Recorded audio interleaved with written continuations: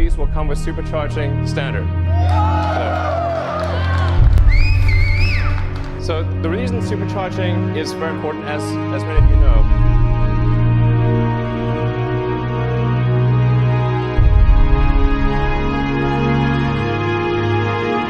En 2018, Tesla n'est pas un géant, loin de là. Tesla est un patient en réanimation. Et Elon Musk dira plus tard un truc glaçant. Il dira que l'entreprise était à quelques semaines de s'effondrer. Aujourd'hui, on va pas faire une légende, on va faire quelque chose d'utile. On va comprendre pourquoi Tesla a failli casser et comment ils ont tenu. Mini flashback. Tesla est créé en juillet 2003. À la base, c'est pas Elon Musk qui fonde l'entreprise. Les fondateurs sont Martin Eberhard et Mark Tarpenning. Désolé si j'ai écorché leur nom. Leur idée est simple mais révolutionnaire. Prendre un produit considéré comme mort, la voiture électrique, et l'approcher comme une boîte de technologie, pas comme un constructeur classique. Pour eux, la batterie n'est pas juste un composant, c'est le cœur du game. Si tu maîtrises la batterie, tu maîtrises la voiture. Et à l'époque, personne ne pense comme ça. Et ensuite, arrive Elon Musk, en février 2004. Il met beaucoup d'argent et devient président du board. Puis, en 2008, il devient CEO. Et petit à petit, il prend le centre du jeu. À partir de là, si ça réussit, c'est lui. Mais si ça casse, c'est lui aussi. Retenez juste ça. Tesla n'est pas une entreprise normale. Pour comprendre à quel point Tesla joue en mode hardcore, il faut capter un truc simple. L'automobile, c'est l'un des business les plus violents du monde. Les marges ne sont pas formidables et la production demande des milliards. Et chaque erreur coûte des millions. Dans ce monde-là, la plupart des nouvelles marques sont mortes. Leur vision est portée sur une exécution industrielle. Et l'industriel ne pardonne pas. Tesla réussit des modèles iconiques. Le Roadster ou encore le modèle S. Et la vision devient énorme. Mais le vrai boss final, c'est la Model 3. Parce que la Model 3 n'est pas juste une voiture. Parce qu'il faut comprendre que le Roadster et la Model S étaient des modèles vendus très cher. Et la Model 3 avait pour but d'être adressée au grand public, entre guillemets. Mais il faut comprendre que la Model 3, c'est pas juste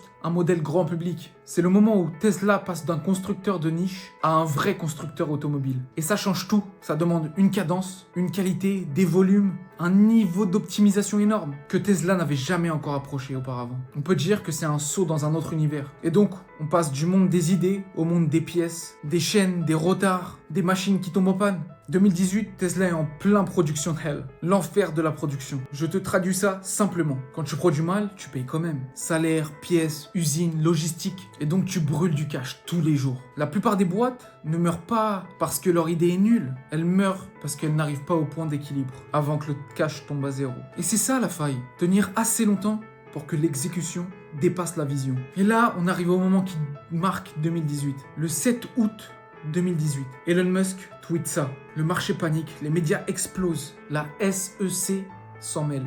La SEC, c'est l'équivalent de l'AMF, l'autorité des marchés financiers, en France. Et là, imagine, t'es dans un enfer industriel et tu rajoutes la pression judiciaire, la pression médiatique financière. Le danger ici, ce n'est pas juste l'ego ou l'image. Le danger, c'est la confiance. Parce que sans confiance, lever des fonds, ça devient plus dur. Fin 2018, il y a un accord qu'il s'est fait avec la SEC. Musk doit payer une amende et quitter la présidence du board pendant un temps. Le point stratégique ici est simple. La crédibilité, c'est un actif. Quand tu es une entreprise et que tu dois exécuter des missions énormes, ton carburant c'est ton cash. Et ce qui te permet d'accéder au cash, c'est la confiance. Et là, le retournement. Le 24 octobre 2018, Tesla annonce des résultats au trimestre 3 qui surprennent. Profit, marge et meilleur cash flow. Mais attention, cela ne veut pas dire que tout est réglé. Mais ça veut dire un truc vital pour Elon Musk. Ils peuvent enfin respirer. Et quand tu peux respirer, tu peux continuer. Et quand tu peux continuer, tu peux gagner. Si on devrait en retenir 5 leçons, la leçon 1, l'échelle casse les illusions. Passer de l'idée à l'industrie, c'est changer de vision. Leçon 2, la trésorerie, c'est l'oxygène.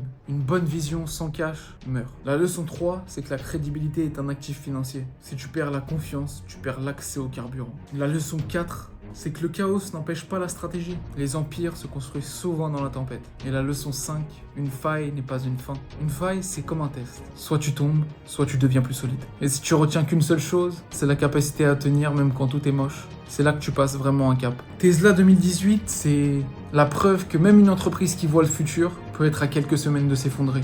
La faille, c'est pas le moment où tu perds, c'est le moment où tu dois prouver que tu mérites de continuer. Si tu veux un épisode 2, n'hésite pas à le dire dans les commentaires. Si cela t'a plu, laisse un petit like, abonne-toi, ça donne beaucoup de force pour continuer. Et puis nous, on se voit à la prochaine. C'était Luigi. Ciao.